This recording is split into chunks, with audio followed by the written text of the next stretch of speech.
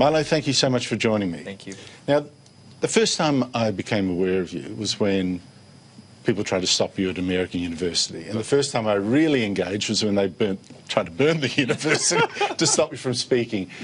And the reason I went to Perth to introduce your show was when the Premier there said you couldn't come.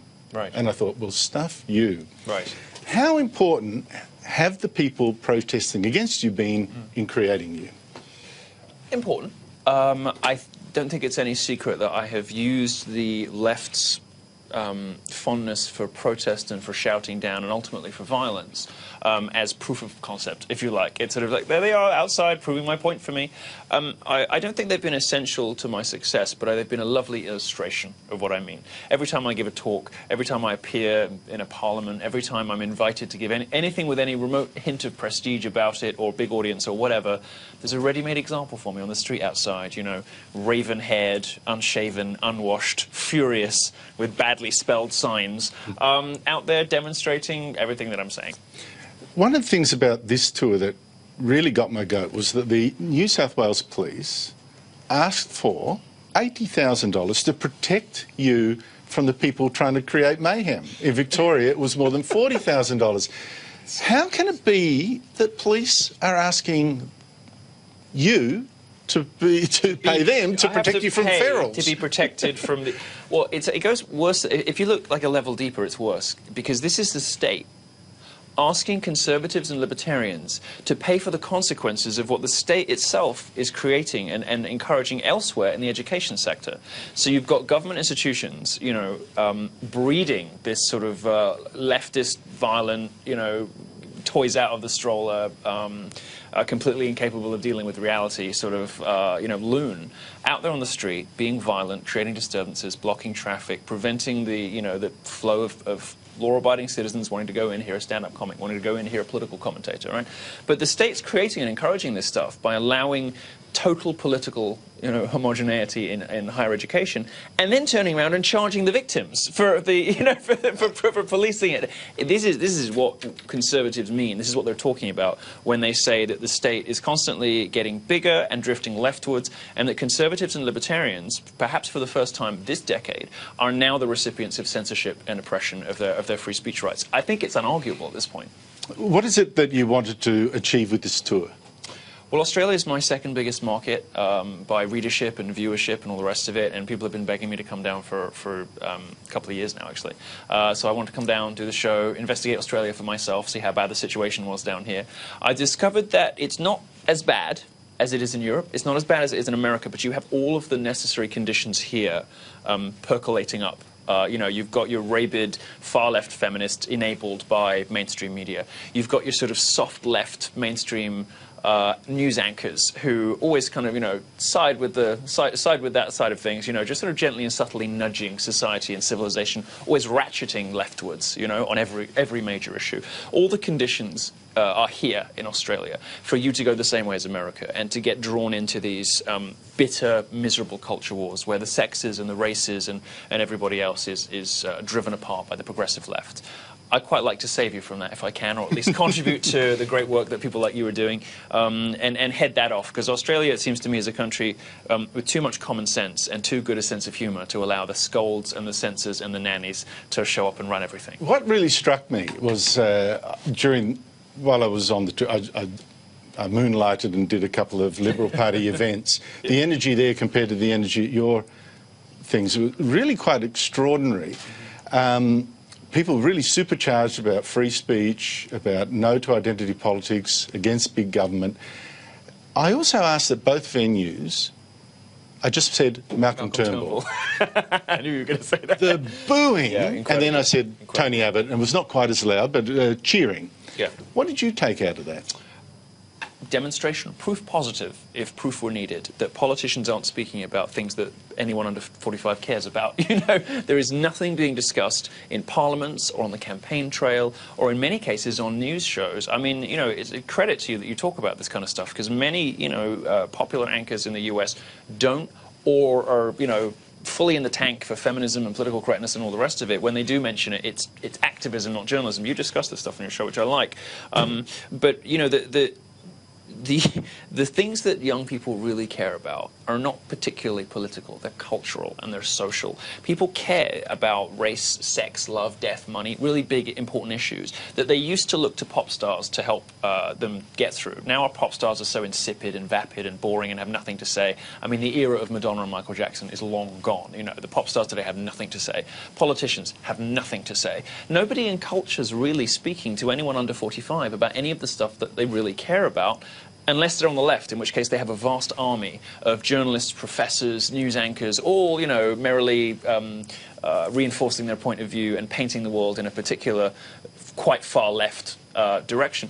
But if you're young, if you're, let's say, 30, 33, my age, or 23, or 13, which is where my, you know, fan base begins, and you're a centre or a centre-right kind of person, you want to watch a news show with current affairs. You want to go to a gig. You want to buy a ticket to go and have a good evening out. You want to read a book. Where do you go? What do you read? Who do you enjoy? Like, what are you fans of? It's very difficult to identify in culture really anything that is geared up for people who are on the side of free expression and free speech in mainstream culture. And I think what happened with, you know, the energy levels, the difference, I think, is a result of the fact that I just try to talk to people about what they actually care about. And it's what I care about, too, because I myself fall within that bracket of under 45s who are left utterly cold by popular culture and by politics today. But as you know, look, I'm 3 decades older than you, and so I go to your show, and as I know, we had this argument on stage. Mm-hmm. Then I see you put up a thing of Clementine Ford, one of our critics here on Twitter, and you've got uneffable. I found that crude and rude and nasty, and I didn't want to be associated with it. Mm-hmm. Well, you said that at the time. I think that, you know, if you think about what the left has been engaged in for the last 30 years, they destroy people's reputations. They name-call. They are crass and crude and rude and in some cases violent. They do it for a living. And, you know, I call people names because sometimes it's funny, sometimes I just enjoy it, and other times to make a point, which is, you know, the left, this sort of feral, aggressive left, I think can cope with a bit of teasing and a bit of name-calling and a bit of waspishness from one gay guy, when for 30 years they haven't just been name-calling conservatives, they've been throwing out allegations. It's quite a different thing from calling somebody fat or dropping the N-word or whatever. When you do stuff like that, you're the person who looks bad, not them, right? What the left does is call people racist and sexist and homophobe and Islamophobe, whatever. Those aren't names. Those are allegations. They are condemnations. They are assessments of moral character, and they require a response. Well, she's called you things that sound like Nazi, neo-Nazi. What would you rather be called, fat or a neo-Nazi? You get called fat, the guy who called you fat looks bad. You get called a neo-Nazi, all eyes are on you, and they say, why are you being called a neo-Nazi? What have you ever done? Is there any justification for this? It can destroy people's lives, and it does destroy people's lives. What about calling Jessica Rowe of Channel 10, putting up a photo of her and the male model that looks much physically quite similar, and then saying that's her original sex? Well, it wasn't a male model, it was her. She's the one. She's the one putting herself through gender-bending photo shoots precisely for political reasons, by the way, doing all this kind of like gender-queer, gender-bending, trans, whatever. There we go, see? It wasn't a photo of a man who looked like her, it was her. She did it, not me. I just made a joke about... You should have known at the time. You were probably really mad with me, weren't you? But, well, I was. Do you know what? I'll tell you something. I was listening to some of this, and I went off stage, and I rang my wife asking her, should I go back on for the Q&A and be associated with it, or should I challenge him on stage? Mm-hmm. My wife is smart. I wouldn't challenge you on stage. Did the right thing. Yeah, I should have known that. I wish you'd told me earlier. I wouldn't have freaked so much. But there was another comment that, again, I didn't like the Clementine Ford thing. I just think it cheapens your act, to be honest. And it's bullying, but another one that really got me was where you said Muslim immigrants were skilled at one thing, and that was raping women. I think I said many things. I think I said raping women, planning terrorist attacks, signing up for welfare. It's a joke. It's a joke. And, you know, you look at the behaviour of I didn't like it. But that's I okay. wasn't laughing. You're entitled not to laugh, but the audience did. Yeah, I know that, but that's where I see. That's where you see. I understand some of the points you're making. You're not my audience, okay? You are going to want a far higher level of erudite discourse from your political commentators than people who are 22 years old. 22-year-olds don't want the po-faced, proper, serious, whatever.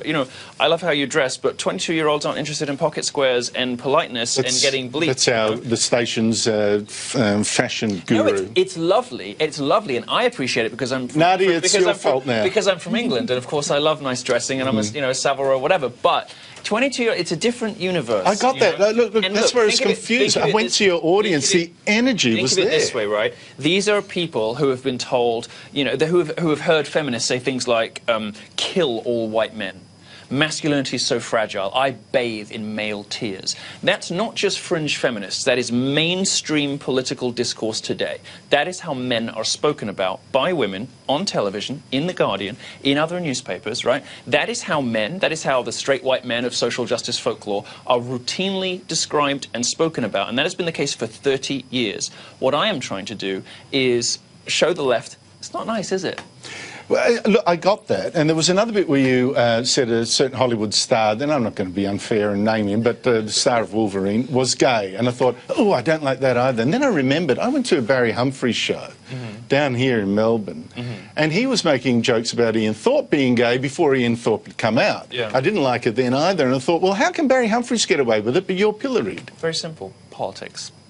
I'm a conservative, so people aren't used to giving free passes for things, right? If you're left-wing, if you're seen only as a comedian, if you're seen only as an artist, if you're seen only as a musical act, you can say anything. You can do Is that anything. why you're more gay on stage than you are behind? Of course. You can get away with murder. Now, I have a stage persona. I have an act, which is me. It is me, maybe just sort of ratcheted up slightly, right? But not too much. I have a stage persona, which I like to toy with. It is me kind of like slightly amplified, slightly, more theatrical.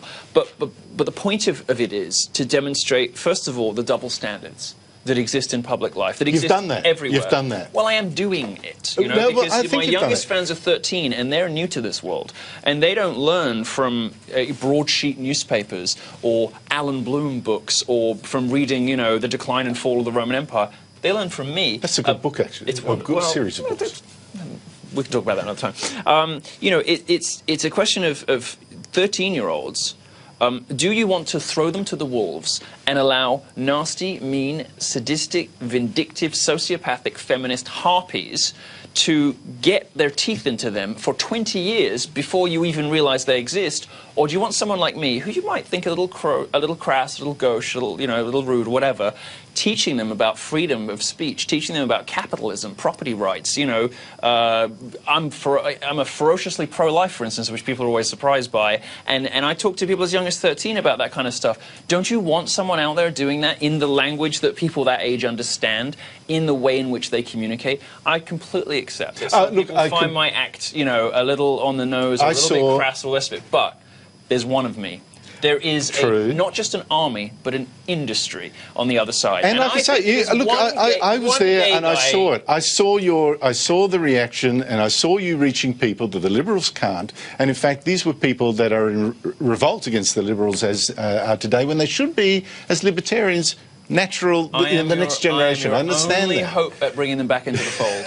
So the only problem is, while look, I don't want to sell you short. In your presentations, you also talk about the wider things that you've mentioned here.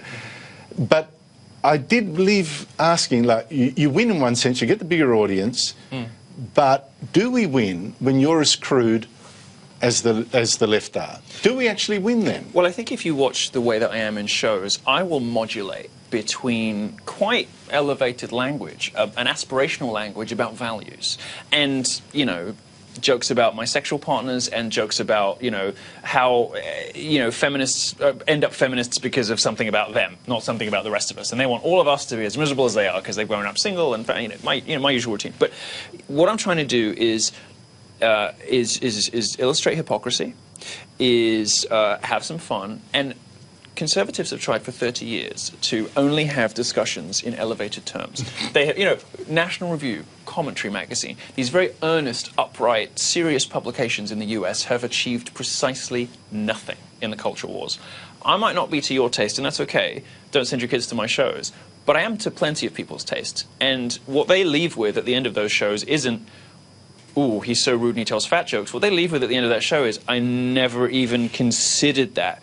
I blow open the fire doors in a way that some people find crass, but everybody has to kind of pay a little bit of attention to. And I leave people at the end of those shows feeling educated, entertained, and challenged. And if everybody, you know, walks out of that room with a smile on their face, having learned something new, and with a you know, bee in their bonnet saying, I must go look that up, I want to know if he's right about that, then I've done my job properly. And I don't want everyone to be like me. I think the world would be ghastly if it was full of Milo Yiannopoulos, but I think it is really important that there are some people like me.